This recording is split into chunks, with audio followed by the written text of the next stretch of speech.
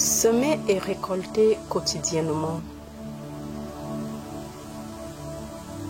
Je, l'Esprit de Dieu, suis venu afin qu'il y ait la vie et qu'il l'ait plus abondante.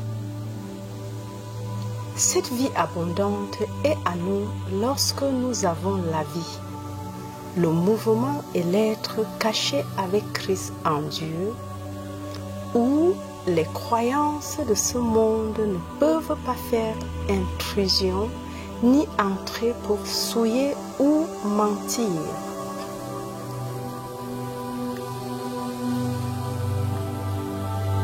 Quand nous connaissons la vérité peut alors agir et nous libérer.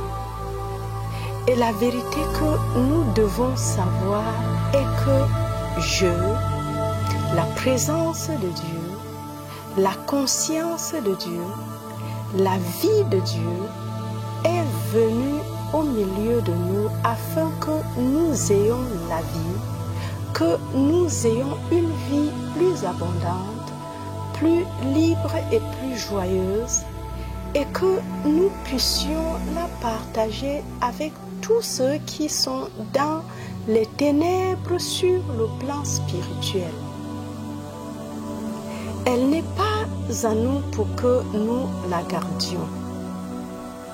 Elle n'est pas à nous pour que nous la cachions sur une montagne ou dans quelques ashrams ou temples lointains. Nous pouvons nous retirer dans un tel lieu pour une semaine ou pour 40 jours de contemplation intérieure, mais il nous faut redescendre dans la plaine, sur la rive, oui, et même dans la vallée, pour partager avec les gens de ce monde qui n'ont pas encore reçu la lumière et qui par conséquent ne sont pas encore conscients de leur destin de liberté sous Dieu. Avec ceux que nous trouvons réceptifs, nous devons partager ce grand secret de l'unicité de notre être individuel et du leur avec la source éternelle et infinie. Déversons nos cadeaux de l'esprit sur les foules. Mais ne cherchons jamais les fous.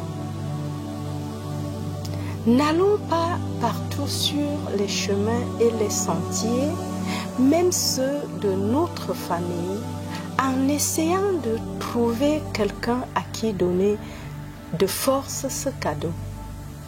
Car si nous gaspillons le cadeau de l'esprit en le donnant à la pensée non préparée, nous nous retrouverons démunis. Attendons que la multitude vienne à nous. Si la multitude ne consiste qu'en une seule personne, attendons que celle-là vienne à nous. Restons tranquillement assis chez nous ou dans notre boutique ou bureau, le doigt sur les lèvres, en gardant notre trésor caché du monde. Ceux qui sont réceptifs répondent à la lumière en nous et reconnaissent la lueur dans nos yeux ou le sourire sur notre visage. Quand ils viennent, un par un, acceptons chacun d'eux comme la multitude. Ils viennent à nous pour le pain que nous leur donnons, de l'eau froide et de l'eau chaude aussi.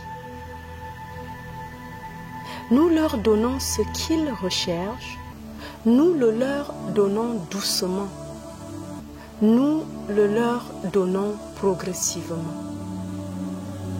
nous le leur donnons avec amour, avec joie et avec le pouvoir de l'autorité.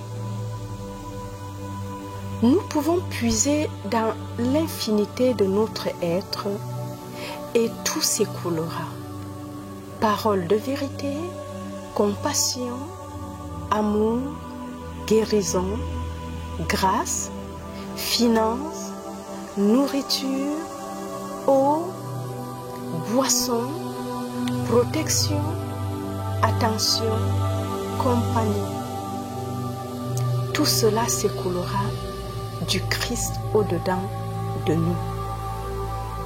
Extrait de l'art de la méditation du même auteur, Joel S. Goldsmith.